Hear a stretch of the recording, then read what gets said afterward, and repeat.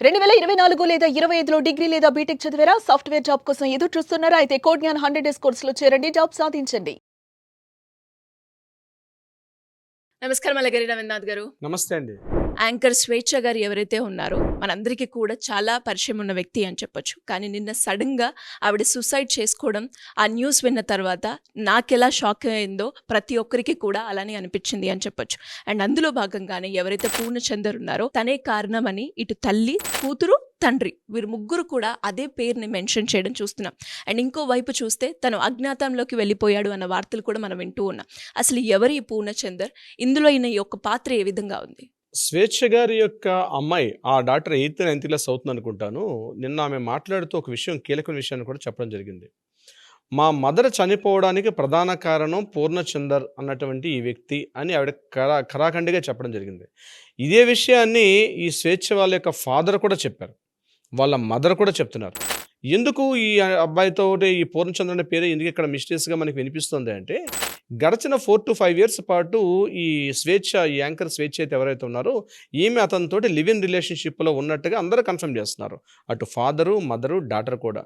ఇంతకుముందు స్వేచ్ఛకి మ్యారేజ్ అయింది. మ్యారేజ్ అయిన తర్వాత అతనితో విడాకులు తీసుకున్నాక ఆవిడ ఒంటరిగా జీవిస్తోంది తన కూతురుతో పాటు. ఈ సందర్భంలోనే తను పనిచేస్తున్న సంస్థలోనే ప్రోగ్రామ్ కోఆర్డినేటర్‌గా, ప్రోగ్రామ్ ప్రొడక్షన్‌లో పనిచేసేటువంటి ఎవరైతే ఈ పూర్ణచంద్ర అనే వ్యక్తితోటి గడచిన కొద్ది సంవత్సరాలుగా పరిచయం ఉన్నారు. అయితే ఇక్కడ ఇంట్రెస్టింగ్ ఫ్యాక్ట్ ఏంటంటే పూర్ణచంద్రరావుకి కూడా ఆల్రెడీ మ్యారేజ్ అయింది.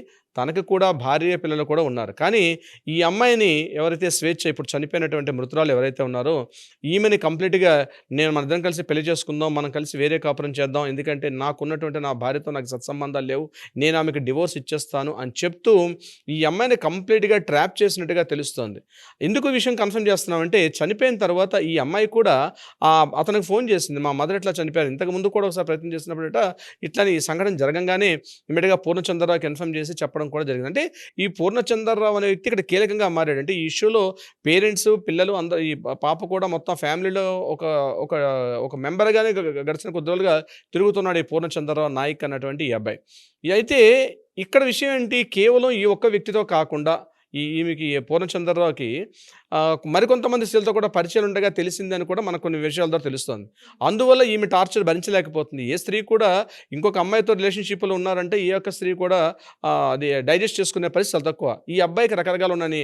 అందుకనే ఈ సంఘటన జరగడానికి కరెక్ట్‌గా 2 రోజుల ముందు ఏం చేసిందంటే వన్ డే ముందు అనుకుంటాను ఫాదర్‌కి ఫోన్ చేసి నేను పూర్ణచంద్ర విడిపోవాలనుకుంటున్నాం. మీరు కూడా రండి నాన్న అని చెప్పి ఈ స్వేచ్ఛ వాళ్ళ తండ్రితో మాట్లాడినట్టు ఆ తండ్రి గారి విషయం చెప్పడం జరిగింది. అయితే తండ్రి ఈ విషయం మీద నేను ముందుగా నేను మాట్లాడి నీతో కన్ఫర్మేషన్ తీసుకున్నాకే నేను పూర్ణచంద్రతో మాట్లాడతానని చెప్పి ఫాదర్ కూడా చెప్పడం జరిగింది. అయితే ఈలోగా తను వచ్చి మాట్లాడుకున్న సందర్భంలోనే ఈ అఘాయిత్యం జరిగిపోవడం జరిగింది. ఇక్కడ ఆవిడ తనగా సూసైడ్ చేసుకొని చనిపోయింది. అయితే ఇక్కడ నేను కూడా తనకు తానే సూసైడ్ చేసుకొని అనుకోవట్లేదు. అది పోలీసులు కన్ఫర్మేషన్ చేయాలి. సూసైడా లేకపోతే ఏం జరిగిందని పోలీసుల యొక్క విచారణలో, ఇన్వెస్టిగేషన్లో, ఇంట్రాగేషన్లో తెలుస్తుంది మనకు విషయం. బట్ ఇప్పుడు మనకు అందిన ఇన్ఫర్మేషన్ ప్రకారం ఈ న్యూస్ ఎప్పుడైతే వచ్చిందో పూర్ణచంద్ర ఇమీడియట్‌గా అబ్స్కాండ్ అయిపోయారు ఇక్కడ నుంచి. అయితే పోలీసులు కూడా పూర్తిగా ఆయన యొక్క కాల్ డేటా, ఆయన మొబైల్ ట్రాకింగ్ చేస్తున్నారు. ఎక్కడున్నారు ఏంటి అన్న విషయం మీద పూర్తిగా ఎంక్వైరీస్ కూడా చేస్తున్నారు. అయితే ఇక్కడ మనం గుర్తించాల్సింది ఏంటంటే ముఖ్యంగా ఈ మీడియా ప్రపంచంలో ఉన్నటువంటి స్త్రీల మీద మీడియా ప్రపంచంలో ఏంటంటే స్కిన్ టోన్ ఎంత ఇంపార్టెంటో, మీడియాలో బయటికి ఎంత మనం ఎక్స్పోజర్ అవుతాం మార్కెట్లో, ఆటోమేటిక్గా ఏంటంటే కొంతమంది వ్యక్తుల యొక్క ఇన్ఫ్లుయెన్స్లో కూడా ఉండాల్సిన పరిస్థితి వస్తుంది. అది కన్ఫర్మ్ అని నేను చెప్పను కానీ చాలా మందికి ఉంటుంది రకమైనది. ఇక్కడ తన ఆల్రెడీ కొన్ని వేల మందితో ఇంటర్వ్యూలు చేసి అనేక మంది రకరకాల వ్యక్తులు, డాక్టర్లు, అడ్వకేట్లు, అనేక రంగాలు, ఎందుకంటే మీడియాలో న్యూస్ ప్రెజెంటర్గా ఉండేటప్పుడు రకరకాల విషయాల మీద పూర్తిగా ఆవిడకంటూ ఒక ఇండివిజువాలిటీ, ఒక సమయమైన భావన ఉంటుంది. అంటే ఆ మెచ్యూరిటీ లెవెల్స్ బాగా ఉంటాయి. కానీ అంతటి మెచ్యూరిటీ ఉన్నటువంటి ఒక సాధారణ గృహిణో లేకపోతే ఏదో సాధారణంగా ఒక వేరే జాబ్ చేసుకుంటే ఒక ఉమెన్గా మనం చెప్పుకోలేం.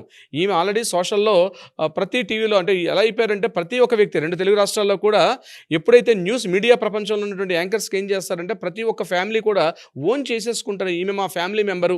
ఈవెన్ మిమ్మల్ని కూడా సిరిగారు చాలా సందర్భాల్లో మనం అనేక ఇంటర్వ్యూస్ చేస్తాం, మనం కలిసి మనం చేసుకుని ఇదే డైస్ మీద ఈ వేదికలనే చేసాం. సో మిమ్మల్ని ఓన్ చేసుకున్నటువంటి ఆడియన్స్, వ్యూయర్స్ కూడా ఉంటారు. మా ఇంట్లో మా సిస్టర్ అనో, మా అక్కనో, మా చెల్లెనో, లేకపోతే మా ఇంటి ఫ్యామిలీ మెంబర్ అని మిమ్మల్ని భావించే వాళ్ళు కూడా చాలామంది ఉంటారు. ఎందుకంటే మీరు నిత్యం టీవీలో కనిపిస్తుంటారు, మిమ్మల్ని ఓన్ చేసుకుంటారు, మిమ్మల్ని ఒక ఇంటలెక్చువల్స్గా భావిస్తారు వాళ్ళందరూ కూడా. అటువంటి భావనే స్వేచ్ఛను కూడా ఏం చేశారంటే ఈ 2 తెలుగు రాష్ట్రాల్లో 18 ఏళ్ల నుంచి తనకున్న సుదీర్ఘ అనుభవంతో ఆమెను ఓన్ చేసుకున్నారు. ఆమె మన ఇంటి మనిషి, మా ఇంటి ఆడపడుచు, మా ఇంటి పిల్లని చాలా. అందుకనే ఈ సంఘటన జరగగానే ఒక్కసారి ఈ వార్త దావానంలో వ్యాపించి మొత్తం ఎంటైర్ 2 తెలుగు రాష్ట్రాల్లో కూడా ఇలా జరిగిందా, ఇలా జరగకూడదు కదా, జరగకపోతే బాగుండేమో అని చాలామంది భావించిన కారణం ఏంటో కేవలం ఆ అమ్మాయి, వాళ్ళ తల్లి, వాళ్ళ ఫాదరు, ఈ పూర్ణచంద్రరావుతో కాదు, స్వేచ్ఛ ఎప్పుడైతే పబ్లిక్ మీడియాకి వస్తారో, నాట్ ఓన్లీ స్వేచ్ఛ విషయం చెప్పట్లేదు, ఎనీ పబ్లిక్లో ఒకసారి మార్కెట్లో ఒకసారి మనం సోషల్ మీడియాలో కావచ్చు, లేకపోతే మీడియా ప్రపంచంలో ఒక యాంకర్ పార్టీ కావచ్చు, లేకపోతే ఒక సీరియల్లో నటించిన వ్యక్తుల్ని ఓన్ చేసుకోవడానికి కారణం అది. సో స్వేచ్ఛ విషయంలో కొంత ఫిషింగ్ ఇన్ఫర్మేషన్ కూడా చాలా వరకు ఉంది అక్కడ. నిజంగా పూర్ణచంద్రరావుకి ఆమెకి ముందు రోజు జరిగిన పెద్ద గొడవ కారణమా? ఇక్కడ పూర్ణచంద్రరావు ఏమని వెలిబుచ్చాడు? ఎందుకు తనకు తానుగా తన జీవితాన్ని క్లోజ్ చేసుకోవాలని తను ఎందుకు అనుకుంది? యాక్చువల్గా ఈవిడ కారణాలు పోలీసులు డీటెయిల్స్ ఇస్తారు. ఇప్పటివరకు సిఆర్పిసి 174 ప్రకారం మాత్రమే న్యాచురల్గా సూసైడ్ చేసుకున్నప్పుడు కూడా, కానీ ఎందుకు ఇలా తీసుకొని దారిసిన కారణాలు ఏంటి? నిజంగా ఆమెను ఎవరైనా ప్రేరేపించారా? ఆమె ఆల్రెడీ అంత పెద్ద కూతురు 8 to 9 years, 8th class 9th class అవుతున్న కూతురు అంటే ఈమెకి 35 years. ఆల్రెడీ అమ్మాయికి ఒక 12 నుంచి 14, 13 ఏళ్ళ వయసు అమ్మాయి ఉన్నటువంటి దీంట్లో అంత అమ్మాయి ఉంది. తర్వాత తనకంటూ తన ఇండివిజువాలిటీ ఉంది, మెచ్యూరిటీ లెవెల్స్ ఉన్నాయి. ఏదో 20-25 15 టీనేజ్ అమ్మాయి కాదు, 35 సంవత్సరాలు ఉన్నటువంటి ఒక అమ్మాయి. ఇలా ఎందుకు ఆఫ్టర్ ఆల్ ఎవరో ఒక వ్యక్తి తన జీవితంలోకి ప్రవేశించంటే ఇక్కడ ఆయన ఇన్ఫ్లుయెన్స్ చేశాడా, ఏమైనా భయపెట్టాడా, ఏమైనా ప్రలోభ పెట్టాడా, నీ అంతు చూస్తాను, లేకపోతే ఇంకేమైనా జరిగిందా? రకరకాల ఇష్యూస్ ఉంటాయి, రకరకాల కోణాలు ఉంటాయి. ఏ ఆడపిల్ల కూడా గుర్తుపెట్టుకోవాల్సింది, ఆడపిల్లల యొక్క మెంటాలిటీ చాలా సున్నితంగా ఉంటుంది. తను ఏ స్థాయిలో ఉన్నా, ఏ హోదాలో ఉన్నా, ఆమె కలెక్టర్ అయిందా, లేకపోతే ఆమె పెద్ద చీఫ్ మినిస్టర్ అయ్యారా, లేకపోతే ఏ పోస్టులో ఉన్నప్పుడు కూడా ఆడపిల్ల అంటేనే ఒక సున్నితమైన మనస్తత్వం ఉంటుంది. ఎప్పుడైతే సున్నితమైన మనస్తత్వం కోల్పోతుందో, ఎవరు ఎన్ని మాట్లాడినా తట్టుకోగలదేమో కానీ తను ప్రేమించిన వ్యక్తి, తను అభిమానించిన వ్యక్తి, తను ఆ వ్యక్తితో మోసగించబడుతున్నాను అన్నటువంటి ఏదైతే ఉంటుందో ఆమె తట్టుకోలేదు. ఒక ఆడపిల్ల యొక్క, నేను లీగల్ సైకాలజీలో నంబర్ ఆఫ్ కేసెస్ నేను చూస్తుంటాను కాబట్టి ఆ లీగో సైకో అనాలిసిస్గా మేము చెప్పేది ఏంటంటే, తట్టుకోలేదు ఆడపిల్ల యొక్క మెంటాలిటీ చాలా సున్నితంగా ఉంటుంది. అబ్బాయిలు కాస్త ధైర్యంగా ఉంటారంటే కనిపిస్తారు, అబ్బాయిలు కూడా ఉండలేరు. కానీ ఆడపిల్ల తొందరగా అంటే ఏంటి లైఫ్ ఇలా అయిపోయింది ఏంటి, నేను ఇంత తెలివైంది అని, నా లైఫ్ ఇట్లా అయిపోవడానికి కారణం ఏంటి, ఆఫ్టర్ ఆల్ ఈ వ్యక్తి ద్వారా నా జీవితం ఇట్లా నాశనం అయిపోయిందా అన్నటువంటి కోణం కూడా ఉండొచ్చు. ఒకటవి.